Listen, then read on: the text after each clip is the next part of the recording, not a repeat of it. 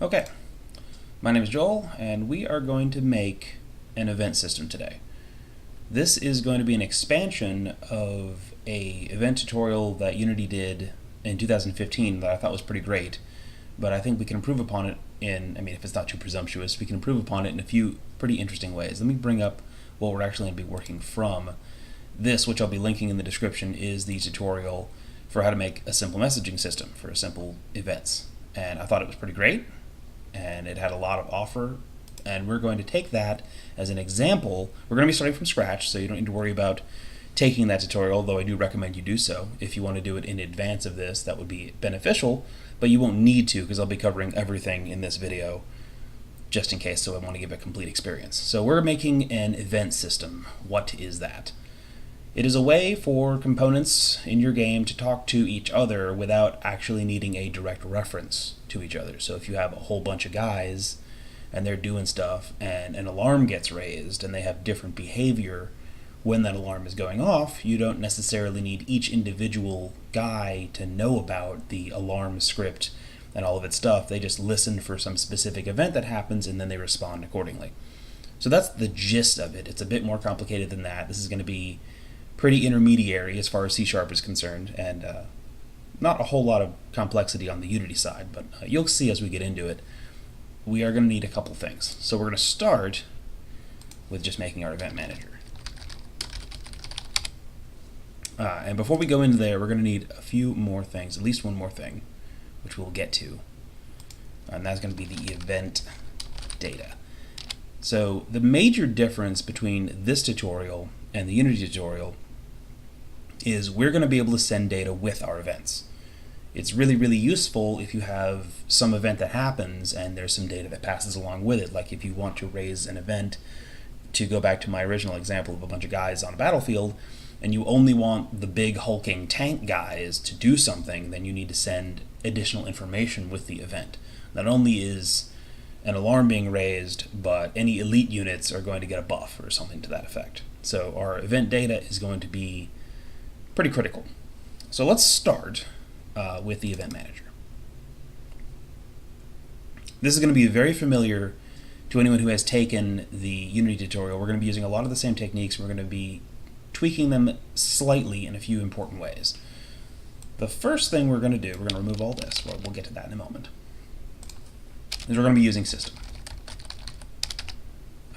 The original Unity tutorial used Unity events. We're going to be using actions, which are ways to send a method to another class or to add a method to another method so that you can trigger something without needing to know exactly where it came from. If you haven't used actions before, this is a pretty good start for where to see how they work, at least one way. And in previous tutorials that I've done, I've used actions before. I like them a lot. But before we even get into that, we're going to make one of the most basic pieces of this class, which is going to be a subclass called Event Listener. We'll make it public for now. We may make it private later.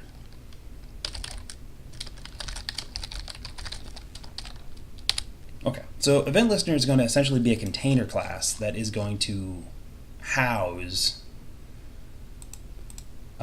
the important parts of whatever the event is going to be. So we're going to use a public read-only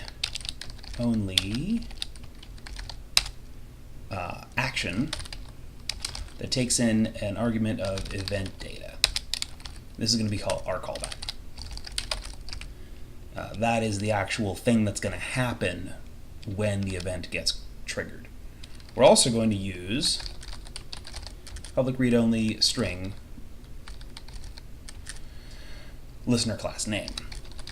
Listener class name. This is primarily for debugging purposes. If there's an error in our event and something goes wrong, we want to be able to print out the class name of whatever was listening to it. So that's purely for debugging. We'll make our constructor, which needs an action of event data type. We're going to need a string for our listener class name. We'll just copy this. That is all we're going to need in there. So in here we'll do this dot callback. Oop, I forgot to name this. is equal to callback, and this dot listener class name is equal to listener class name. Okay, so this is our event listener class. We're going to leave this at the bottom, and we're going to be using that pretty extensively. So the major structure of events is a dictionary, private dictionary, and it is going to be, before we start this, there's one important thing to begin. We're going to need an enumeration to hold the types of events. We'll just put it in here for now. You can put it in another class and reference it if you want to, but for the sake of this tutorial, we're going to keep everything kind of together. So we'll need an enum called game event. And we'll just put in a couple of default ones for now. Like none is sort of just there to as be a placeholder. And we'll call it test event will be our first entry there. So game events, and we're going to populate this with all kinds of stuff. That'll be pretty much anything that we want to happen, we'll put in here. And whenever we need to create new events, we'll add new events to this enum. Leaving that up there for now. So now back to our major structure here, our private dictionary, and it's going to be of game events and a list of event listeners. And this is going to be called our event dictionary. Dictionary. Okay, so this is essentially going to be a container that holds all the events that are currently going on in the game. And we're going to reference it, and we're going to ask it questions and be like, hey, is this event in there? If it is, let's do some stuff, and it'll move on as we go. We're also going to need a static reference to our event manager. Static event manager. We'll just call this event manager.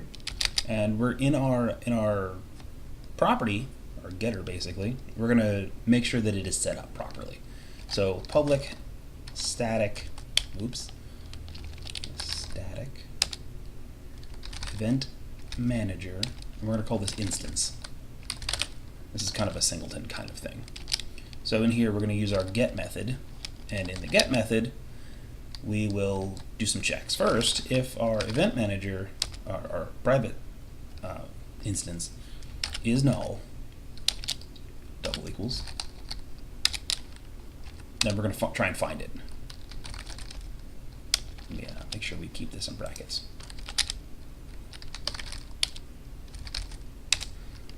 It's going to be equal to find object of type event manager. So it's essentially just going to search the whole scene for any event manager object in the scene. And this is a mono behavior, so we will be attaching this to a game object in our scene. And if it's null, it's going to try and find one. If it is still null, even after we've tried to find that, so we'll do another check. If it's still equal to null, this means that we've forgotten to put this script on a game object. So we'll just do a little debug error to remind ourselves of that. Debug.log error. There must be an event manager script on a game object in the scene. So that'll remind us if we forget to do that. Otherwise, if it's not null, we'll initialize it. So we'll be making an initialize method here in just one moment. In fact, I'll make it in advance. Void initialize. No, there we go. We'll write what's in there in a moment. So let's do this. Event.init. So we'll make sure that it's initialized, and then we'll return it. Not that one. We want the lowercase one. The reference here. Okay, cool. So we're going to try and see if it exists. If it doesn't exist, we're going to try and find it. If we still can't find it, we've forgotten to attach it to a scene, an object in our scene. And if it isn't still null, we'll initialize it if it isn't already initialized, and we'll just return it. And then down here at the bottom, if we've gone through all of this and it isn't null, we've already made it basically, we'll just return it because it's already been created. So this instance here is how we're going to be accessing our event manager wherever else we need it. Now, in the initialize, we're going to set some stuff up. So we have our event dictionary, which needs to be set to a new dictionary of game events and list of event listeners. This is just making sure that it's been initialized. And that's really all we really need to do. We need to make sure that it isn't that it is null. Event dictionary is equal to null. So if we haven't initialized it yet, initialize it. But we don't want to be doing it just every time, because what if it was already there? We'd overwrite a bunch of stuff. We don't want to do that. So if the event dictionary is null when we initialize it, we'll make sure that it is when we make a new one. So now we're going to get into some of the meat. What we have to do to make events work is we need to be able to add listeners to listen for events. We need to be able to remove them when we don't want to listen for them anymore, and we need to be able to send events so that the things listening to them can receive them. So to start with this, we will start with public static void add listener, and in order to add a listener, we're going to need to provide it with some information. We're going to need to provide it with a game event, what kind of the type of event we're actually wanting to listen for, an action of type event data, because that's the data we want to be sending, and then we need to be sending one more thing. No, that's it, actually. That's all we need. We need just those things. Pretty easy. I have a mistake here. Oh, I didn't name this. This is going to be called our listener. Okay, cool. So, in here, the first thing we want to check for is if we're sending a game event that isn't anything. So if our type is equal to gameEvent.none, we don't want to do anything. We'll just return. The only reason this is here is in case we want to do some, testing of other things. We're like, oh, we don't actually really want to send an event. None is in here as kind of a placeholder. You don't actually have to do that, but this is a pattern that I've just gotten used to doing. So, but we're not going to be actually sending a null event or none event anyway. This is just safety. But if we're sending an event that isn't none, we're going to do a whole bunch of stuff. So first thing we need to do is we need to get a list of event listeners called our current listeners.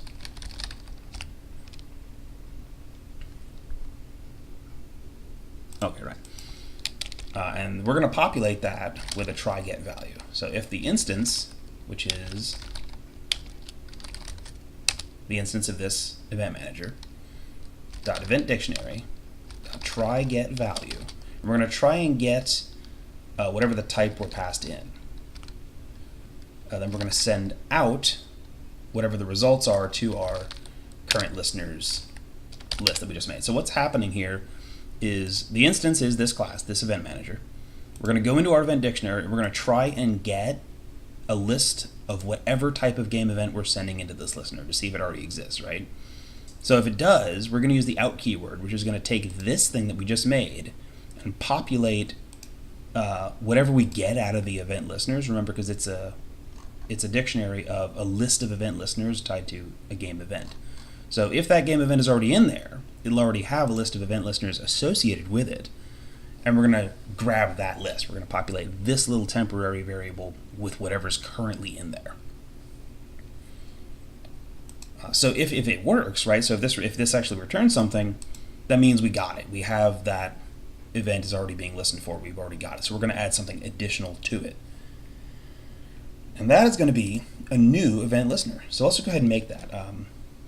We're going to call this event listener new, or we'll just call this entry because it's a new entry. Equals new event listener, and we're going to populate it with some information. So the first thing it wants is a callback. It's going to want that action of event, action of type event data, which we've already been given here. So that's the listener, which has been given right here, right? So then the next thing we need is the class name for debugging purposes. And the way we get that is we go to the listener, we do the target of the listener, which is whatever the actual object that's listening for, or the thing associated with that particular action, and we're going to just do get type dot name, right? This, again, is for debug purposes. This will become evident when we do our little check and send event.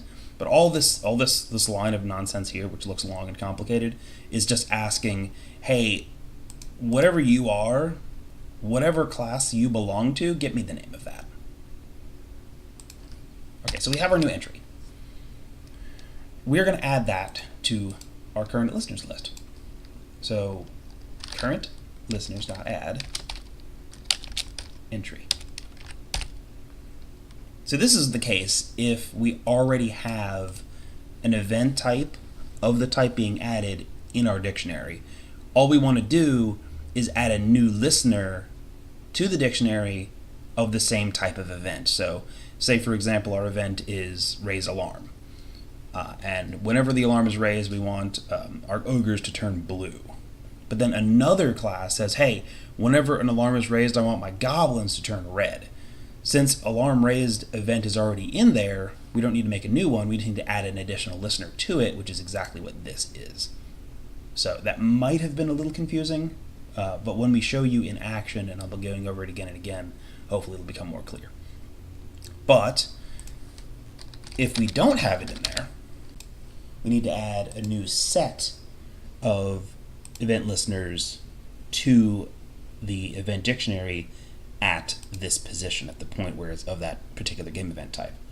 So here we check to see whether or not there already were a list of event listeners, or a list of event listeners present, and this is only true if that's the case.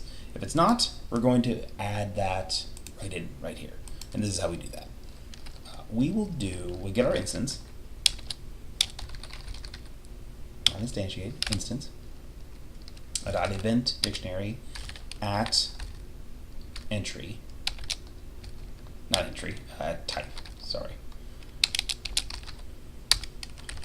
So this is going to get our dictionary at this location. And we'll set the value of that location to be a new list of event listeners. And we will go ahead and populate the very first one with a new event listener, which we can do, we'll just put it in here in line, which is, okay, this might look a little bit messy. We're going to see what it looks like. I may change this. A new event listener of type listener, or excuse me, the action is listener. I know we use the word listener a lot, but think of this class, this event listener class, as a container to house the thing that's actually going to happen, right? So I know they're both called listener, but this is the action, this is just a wrapper class. So we give it that, and we give it the same thing we were giving it up here. We just need the name of the class it's attached to. So that should do that, and then we just semicolon there. Yeah, okay, cool. So that's very easy. Well, it looks, it doesn't look as easy as it is. Let's recap. So we grab the instance of our event manager, we get the event dictionary at this location, the location of the type of game event that's being passed in, and we're going to create a new list of event listeners, because remember we didn't find one, and we're just going to add, this curly brackets here is just adding the very first entry to that list as the one that was given here, right? That's all that's happening there. And that is add listener. So let's go over the whole thing one more time to make sure that we're clearly on the same page. In order to register something to our event dictionary, we need to give it a game event, and we need to give it an action that takes in some event data called our listener. We're going to check to see whether or not we already have a list of event listeners at this location, which is what this is doing right here. If we do already have one, it'll spit it out and populate this list with that, and we'll just add the new one right to it. So this event listener is a new entry composed of whatever action we've been given, which is really just a method that takes in event data, and we'll just slap it in the list, call it good. If we didn't have a list of event listeners at this location, we will just add a new list of event listeners and populate the first index with whatever we've just been given here. So that is add listener. Okay, next we are going to need to be able to remove listeners. So that's very similar. Public static void remove listener. And it needs the exact same stuff. It needs a game event, what we call type. It needs an action which takes in event data, listener. So we need to do a few quick checks here just to make sure that things don't break. This is mostly for housekeeping and making sure things aren't going to mess up. The first thing we're going to do is that if our event manager still somehow is null, which should never be the case, but if it is, we'll just return. We don't want to bother with trying to remove a listener from a list that may cause all kinds of problems. And technically, we probably should do that up here as well if our event manager is still null. But it's a little bit more important here because we're trying to actually remove things from stuff, which can cause a little bit more of a problem. This is just housekeeping. Same thing here. If we're messing with a none type, we won't bother with it. Again, you can kind of ignore these. They're not super important, but I like to just cover bases. Now, we're going to need a list of current listeners once again. So we're going to just copy that down there for ease. And we're going to do a very similar check for checking to see whether it already exists. So let's go ahead and do that. Let's copy this first line here. And make sure we don't mess up our brackets. Okay, so we're going to check to see whether or not this is already in there, right? If we already have a list of event listeners, which we should have, because if we're removing something, presumably it has already been put in there. Then we're going to do some looping, backwards looping, in fact. So for an int I, which is going to be equal to our instance dot event dictionary at type dot count -1. If I is greater than or equal to 0, I minus minus. And I'm going to explain exactly what I'm doing here. So we're going to go through the list of event listeners that we find, if we find one, in reverse order. So we're going to start with the entire size of the list -1, and we're going to count backwards from the top until we get down to, that's 9, that should be 0. We're going to count backwards from the top, and the reason we're doing this is because if we find what we're looking for, we're going to remove it. And if you iterate across a list forward and try and remove things from it, you will get out of range exceptions and other problems. So we have to do it backwards. So now we're going to check for some stuff in here. So if, once again, instance, the event manager here itself, dot event dictionary at type dot callback. Wait, what am I looking for here? Oh, excuse me. Forgot at I, right? So we're basically looping through a list inside of a dictionary. So it's extra convoluted in terms of its syntax here. This type is the actual space in the dictionary, and then I is the space in the list at that space in the dictionary. And we're going to look at our callback, the actual action that we have registered, and we're going to check to see if that action, or excuse me, if the target of that callback is equal to the listener that we're passed, that one's target. This is a little bit heavy, so let's go over it again.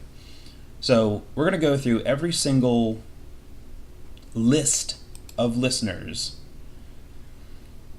at this of this type. So we're going to hit our dictionary and be like, hey, let's go find out what this event is and grab whatever listeners are currently listening to it.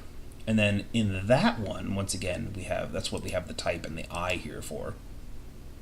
We're going to get the callback, which is the action, which is this thing. We're going to get the target of that, which is essentially the whatever that thing belongs to, or its class owner. And we're just going to compare it to the one we've been given. This one right here. This is a seemingly confusing comparison between two different sources of these callbacks. And if they are the same, then we know we have found a match. So we're just going to remove it because we're removing listeners. So instance.event dictionary at type dot remove at I. There we go. So this convoluted thing is basically just searching through our event dictionary, finding all the listeners that are there, going through those, and removing the correct one. And that's all we need for a remove listener. If we don't find anything, then we tried to remove something from something that wasn't there, and nothing's going to happen. So that is all we need for this one. Now let's get to the fun one. That would be our send event. Public static void send event. This is going to need a game event, which we're going to be calling type still. And it's going to be requiring an event data class called data. We'll just call it event data. This is the real improvement over the last system.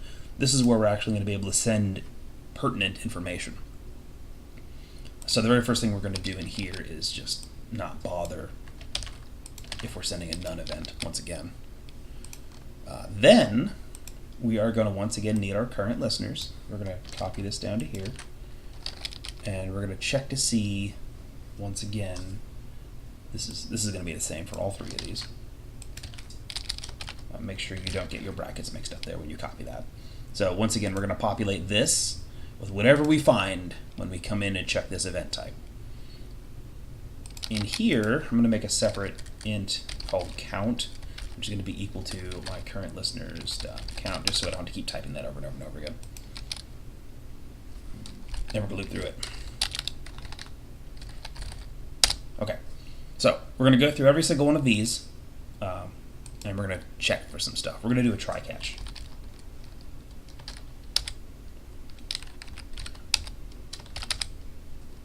So in case we get some crazy errors, we'll know what's happening. So first thing we're going to try is we're actually going to try to run that callback. We're going to be current listeners at i.callback. We should just be able to pass in event data just like that. You can do it this way, or you can do callback.invoke and pass in the event data. Either way works. The just calling it in brackets is a shortcut. We'll leave it like this for now. So we have an event listener that we've already registered somewhere, presumably, and it has one of these. It has an action that takes an event type, and all we're doing is just saying, hey, that thing that we've been working with the whole time, do it, whatever it is. And if we get a problem, if an exception flies at our face, we'll just debug some errors. Debug.log error, and we'll do a bunch of verbose stuff here.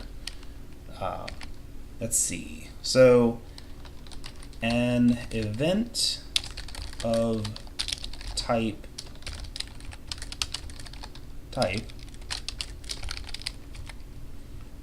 listening for, a listener for, put a period there.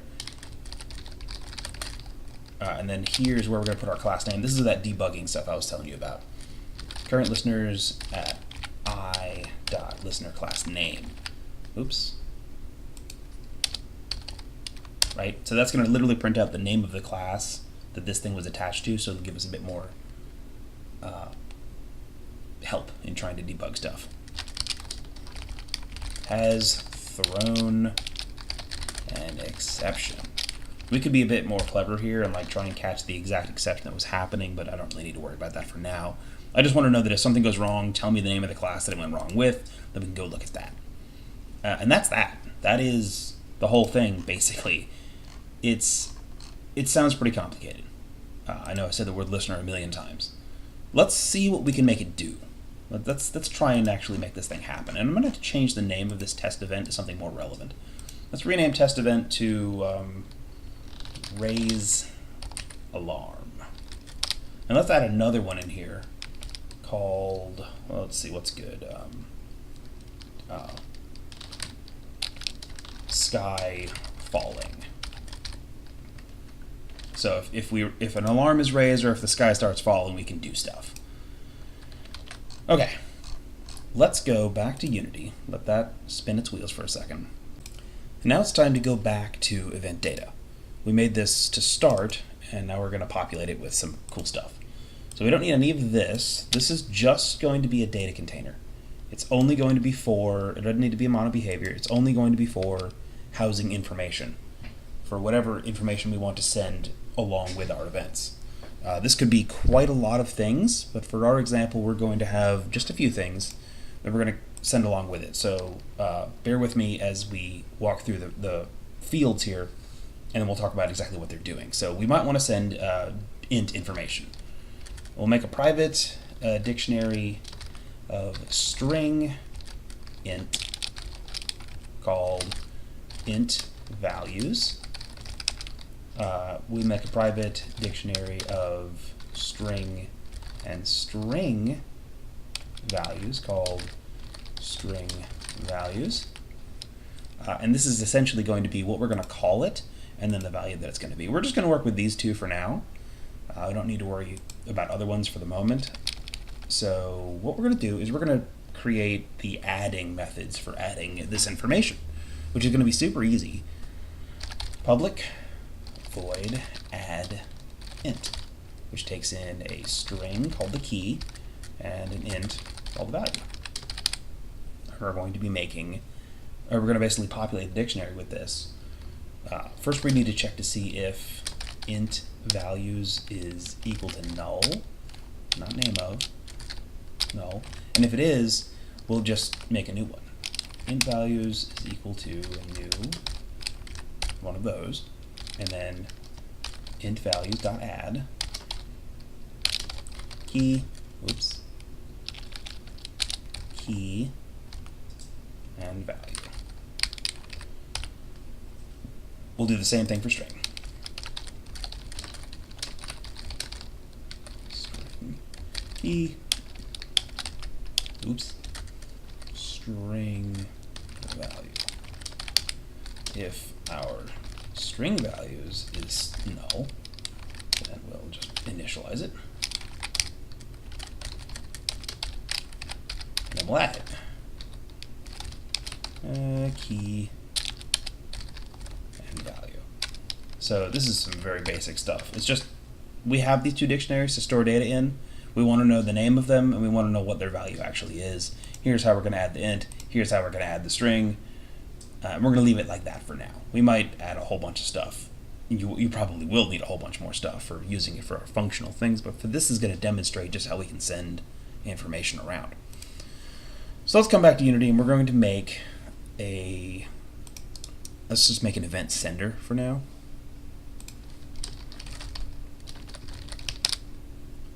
And this is going to send out an event when we push a certain button. Maybe we'll send out different events depending on what button we push. We are going to need the update. So we'll do some input catching here. If input.get key down keycode.m, we'll do something if we push the M key, and if input, oops, dot get key down keycode dot I for message in integer, we'll do something there as well. Let's go make some methods for what those are going to be. Public void, let's do raise alarm. We'll just send it a string. Whatever the message is going to be. So here's where we're actually going to define some data. So let's make an event, a piece of event, oops, event data equals new event data. Okay, so this is just making the empty class. Data.add string, and we're going to call this message, and then we're just going to pass in the message that we've sent to this method. So when we try and get this information, we'll just know we're going to be searching for the word message, and then we're just going to, it's going to give us back whatever this is. We'll make another raise alarm method that takes in a string message and an int. Just call this number. I know it's really generic. And this one is going to do something very similar. It's still going to be making an event. but it's going to add some additional information. So we're going to do this one here. And it's also going to do data, not dad, dot add int. We'll call this number, and we'll add in the number. Now these are both raise alarm things, so that's the event we're going to actually send with it. So now we actually get to use our event manager. Dot send event. And we're going to send an event of type raise alarm, and we're going to pass along with the data that we just created. So that's all that's going to do. Same is going to actually be down here. This is just two different versions of doing the same thing. Because this one's going to send a number in addition. In fact, I'm going to use both of these, this M and this I. I'm actually going to change this to S for string, I for integer. And this one is going to send raise alarm, just a string, and we're just going to send it the alarm raised. And this one is going to do raise alarm, and it's just going to do alarm raised. Oops, that comma goes after that, and it's also going to send in a value. We're going to send it 5. To show you the two different ways to send data across here. So right now we're sending an event, but no one's listening to it yet. So no one's going to receive this because we're just sending it into the void. Let's go make an event listener class that will just sort of sit around and listen for stuff, which we can't name event listener because we have that used elsewhere. So we're just going to call this guy, and we'll make an empty game object. So this is the guy who's going to be listening. Guy. Now we'll just go ahead and grab this and toss it on there, and we'll go open this up. He's going to be the one who's listening for different things. We won't need these, but we will need on enable and on disable. So this is very important. When you are registering listeners to an event system, you want to do it in on enable, and you want to unlisten to them in on disable. So that if that object gets destroyed, or you change scenes and you leave it behind, you don't have things listening for stuff that isn't there anymore. You can create memory leaks that way, so make sure you do it like this. So in on enable, let's actually make a public. We can make this private, actually. This is what's going to happen when an alarm gets raised. So on alarm raised. And it has to take in an event data because that's what we defined. So event manager dot add listener, and we're going to be listening for alarms being raised, and we're going to send on alarm raised whenever that happens. And in here, event manager dot remove listener, we're going to be listening for raise alarm, and we're going to do on alarm raised, so that whenever this thing is destroyed, should ever that happen, we don't listen for it anymore. So in here, we're gonna wonder, what are we gonna do? We can actually get data out of it. Well, the first thing I'm gonna do is just do some debugs. Doug.log and alarm. I hear you. Right. So this is basically an example of the previous system of we don't mess with any data. We just have an alarm. We just know that it happened, and we can respond to that. In fact, let's print out our name as well. Put a space there. So let's try this out. Let's just see what happens here.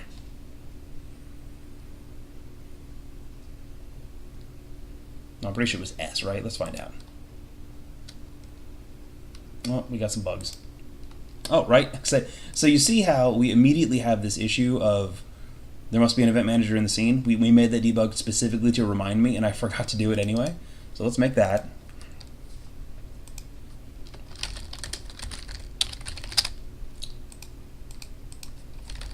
There. Okay. So see, this is why we debug. All right. Now, here we are. Nothing's happening. I push S, and nothing's happening. Why is nothing happening? Let's go debug it. Event sender. Oh, Very simple reason why that's happening. We didn't actually add the event sender to our scene, right? Nothing was actually happening. Let's try it one more time. We push S.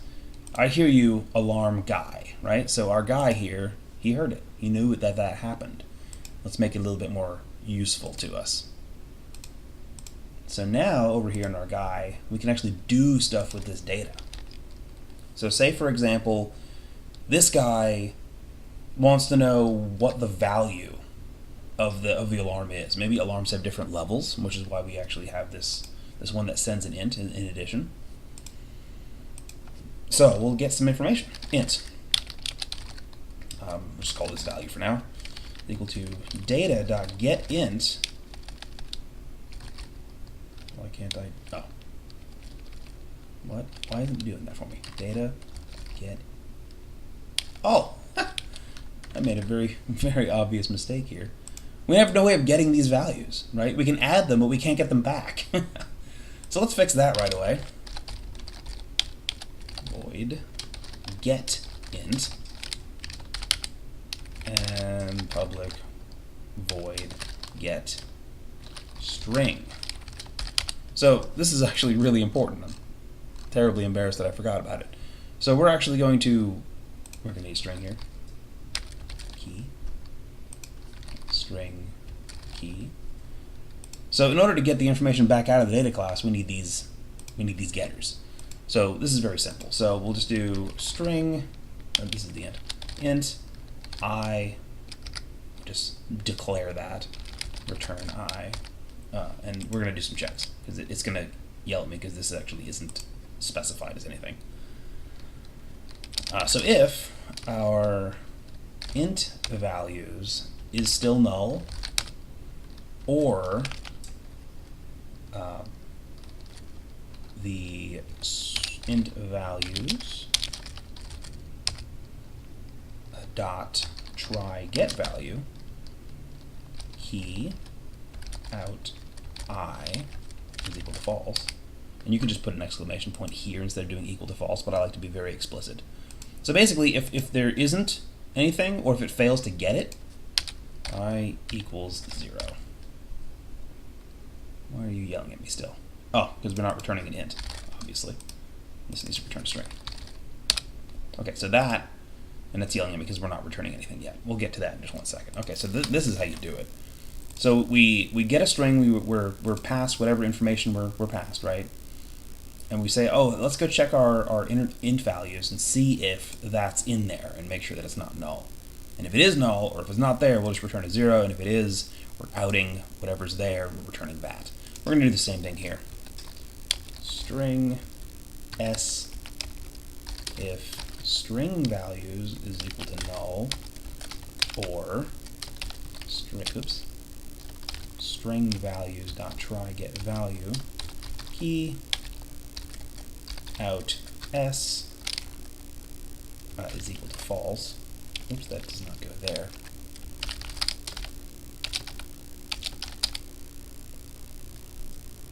Then s is equal to an empty string.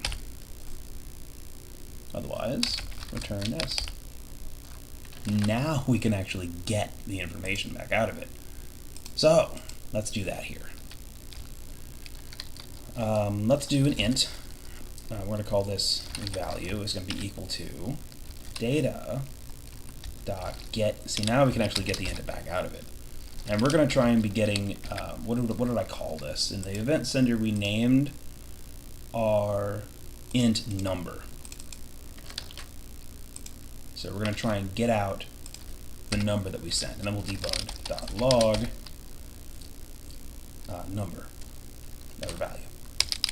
So this is going to be either a 0 or a 5. If we actually sent that information, then it'll be a 5. If we didn't send the information, we're going to get back a 0, because over here, if we don't have it, it's going to come back 0. And over here in our event sender, it only sends that information if I hit I. If I hit S, we won't get back anything. Let's give it a try again, see what happens.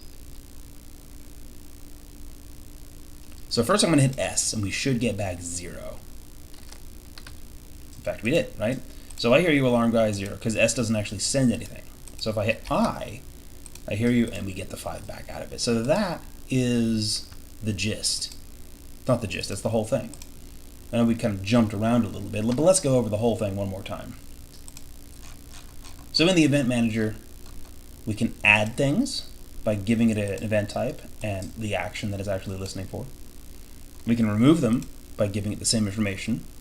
We can send them by just giving it a type and whatever data we want to send with it.